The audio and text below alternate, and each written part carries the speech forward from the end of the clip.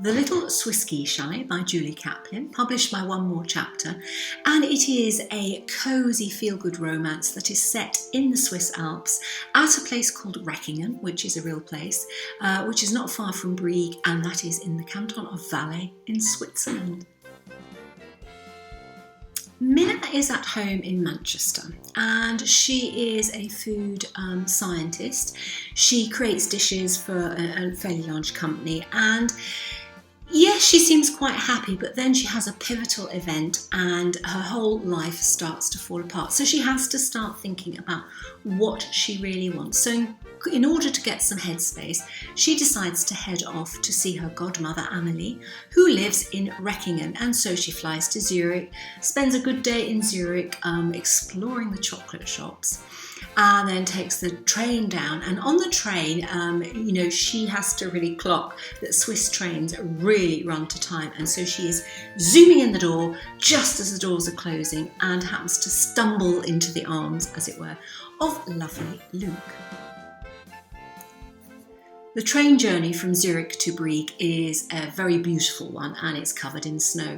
And she is charmed, and as they chat, they realise that there is something quite profound going on for them. But at Brig, they have to change trains and they each go their individual ways.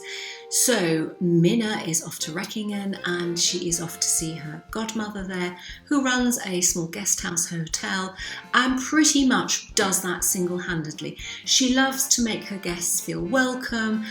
She's provided a warm surrounding, very nurturing, and her speciality are cakes, those 4 o'clock cakes, Kaffee and Kuchen, which all the returning guests always love to come back for.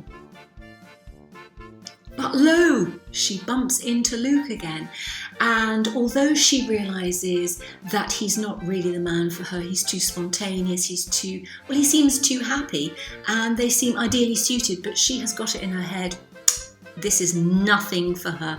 She can enjoy his friendship, she's going to be there for 2 weeks, but, she's got to move on, she's got to find her life, she's got to work out what she wants to do.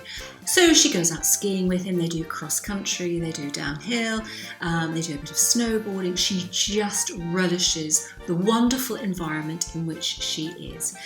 Amelie, meanwhile, is, busting a gut to look after her guests, and Mina thinks, this is an awful lot of work for one woman.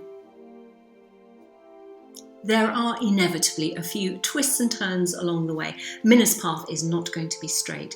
I came away sort of feeling I'd read something that was uplifting and heartwarming. And as far as location goes, the author really knows that area really well as she travels from Reckingen to Brig and, along the train tracks. Yeah, she's got it perfectly.